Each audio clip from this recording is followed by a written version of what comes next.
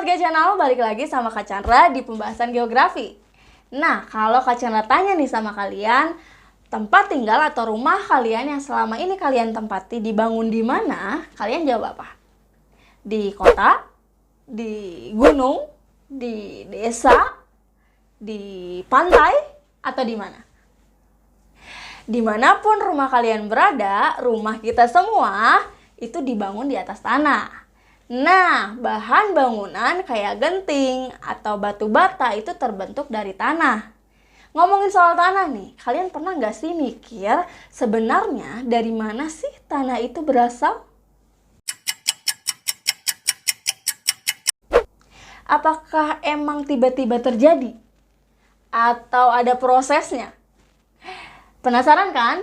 Yuk kita bahas!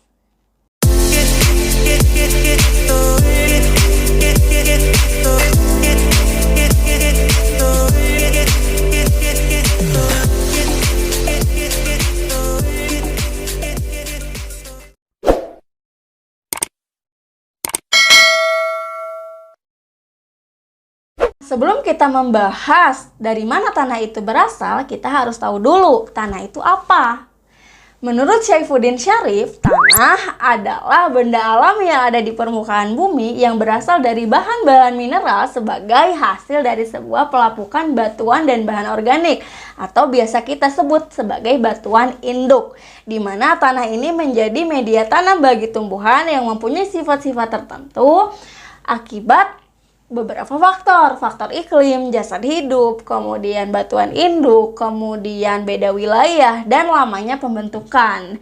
Nah, singkatnya, tanah itu adalah batuan induk atau bahan dan batuan yang mengalami pelapukan akibat beberapa faktor gitu. Dari sini, kebayang nggak tanah itu berasal dari mana? Dari mana? Ya, dari batuan dan bahan organik atau batuan induk. Batuan induk inilah yang menjadi faktor utama dalam proses pembentukan tanah. Kenapa? Karena batuan induk ini yang nantinya akan berubah menjadi remehan tanah. Ya, oke. Yang selanjutnya ada faktor iklim. Faktor iklim yang sangat berperan dalam proses pembentukan tanah adalah suhu dan curah hujan, di mana perubahan suhu siang dan malam dan intensitas curah hujan yang sangat tinggi itu bisa membantu proses pelapukan batuan.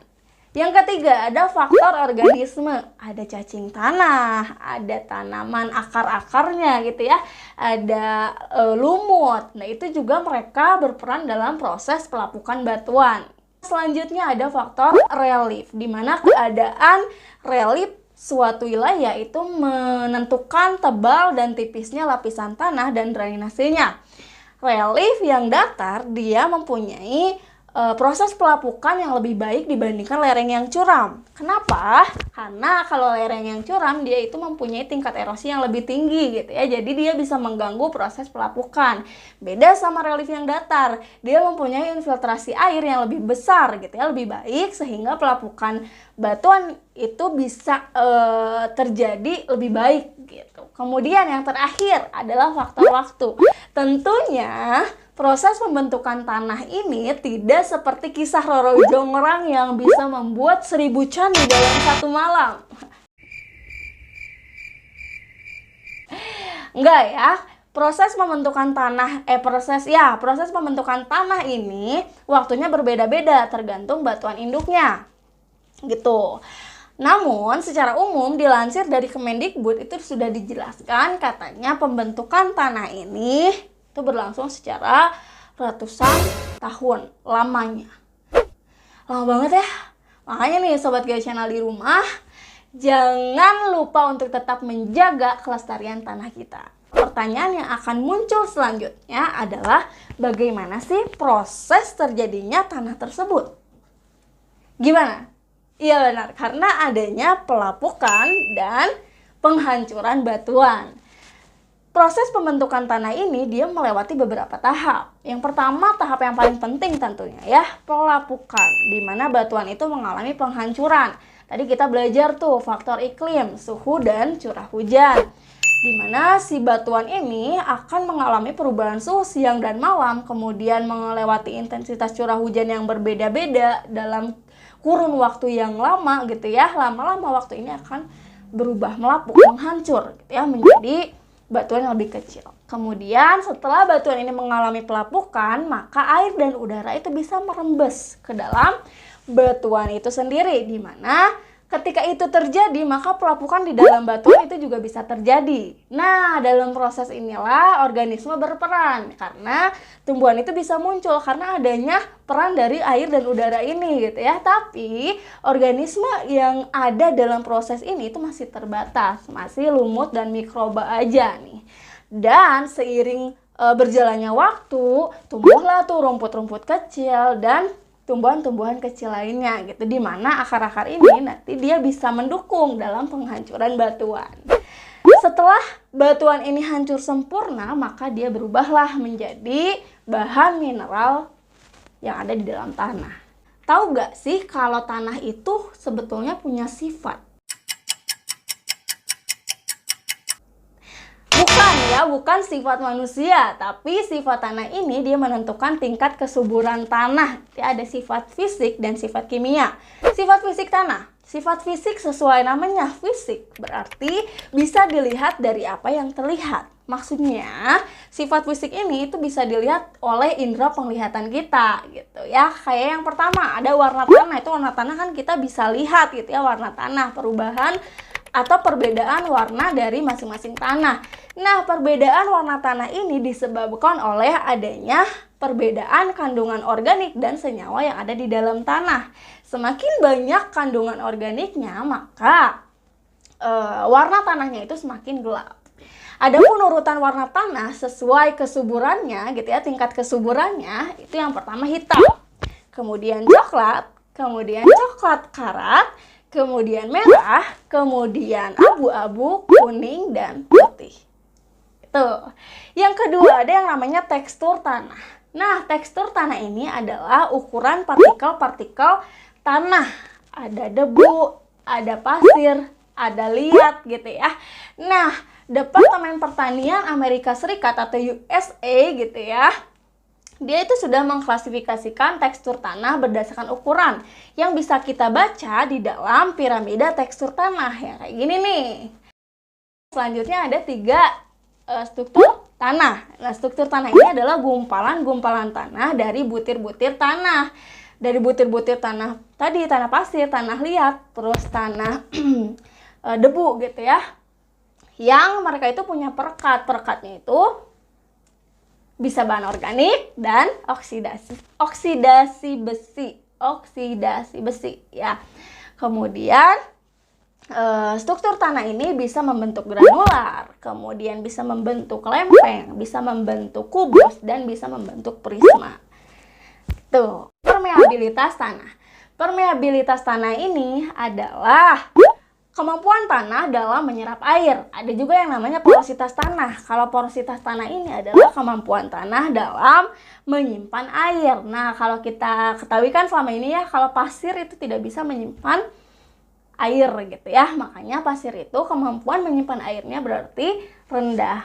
Atau pasir mempunyai porositas yang rendah gitu. Yang terakhir ada yang namanya konsistensi tanah. Konsistensi ini adalah kekuatan daya kohesi butir-butir tanah, di mana ketika dalam keadaan kering itu ada 2, tanah gembur dan tanah teguh, dan dalam keadaan basah itu ada 2 juga, tanah lunak dan tanah keras. Itu dia sifat-sifat fisik tanah. Kemudian yang selanjutnya ada yang namanya sifat kimia tanah. Beda dari sifat fisik tadi yang bisa dilihat oleh indera penglihatan, sifat kimia ini harus melalui penelitian dan menggunakan teknologi-teknologi tertentu. Yang pertama ada keasaman tanah. Keasaman tanah ini kan misalnya diukur pakai pH meter gitu ya. Keasaman tanah ini disebabkan atau oleh perbedaan ion hidrogen. Semakin banyak ion hidrogen yang ada di dalam tanah itu makin asam tanahnya.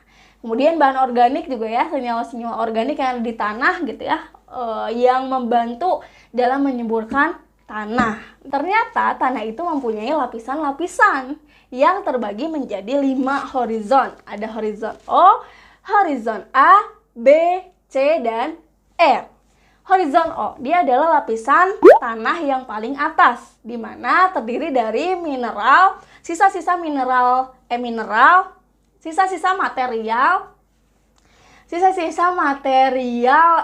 organik, dedaunan atau jasad tumbuhan dan hewan, gitu ya. Itu horizon O. Kemudian yang kedua ada horizon A. Horizon A ini dia material sisa-sisa organik yang sudah membusuk atau kita sebut sebagai humus. Nah, letaknya itu ada di bawah horizon O gitu ya. Kemudian ada yang namanya horizon B. Horizon B ini sisa-sisa dari pencucian atau penimbunan dari pencucian yang ada di horizon A. Makanya material yang ada di horizon B ini lebih ke penimbunan basa, aluminium, kemudian lempung besi dan bahan organik yang sebelumnya sudah tercuci di horizon A gitu ya. Kemudian yang selanjutnya ada yang namanya horizon C. Horizon C ini tidak menembus akar, tidak dapat ditembus oleh akar. Horizon C ini adalah horizon di mana batuan induk itu baru menunjukkan atau memunculkan tanda-tanda adanya pelapukan. Sangat sedikit sekali senyawa organik yang ada di horizon ini. Dan yang terakhir, horizon R atau ada juga yang bilang horizon D gitu ya. Ini adalah batuan induk yang sama sekali tidak atau belum mengalami pelapukan. Banyak banget yang kita dapatkan hari ini. Sekarang coba kalian lihat di lingkungan sekitar kalian. Betapa banyak tanah yang sudah kurang sehat bahkan rusak. Berbekal ilmu, pengetahuan, dan akal tentunya, maka muncullah berbagai metode-metode dalam konservasi tanah. Di mana metode ini diharapkan bisa memperbaiki, mencegah gitu ya, dan melindungi kelestarian tanah gitu. Penasaran? Kita lanjut di video selanjutnya ya. Sobat GeoChannel, sampai sini dulu pembahasan geografi pada hari ini. Kalau kalian suka videonya silahkan like dan dukung channel ini dengan subscribe biar kalian juga gak ketinggalan video-video lainnya dari GeoChannel gitu ya. Nah, kalau misalnya ada pertanyaan, kemudian ada kritik, saran, masukan, dan sebagainya, silahkan komen di bawah. Kak Chandra pamit, see you soon Sobat GeoChannel.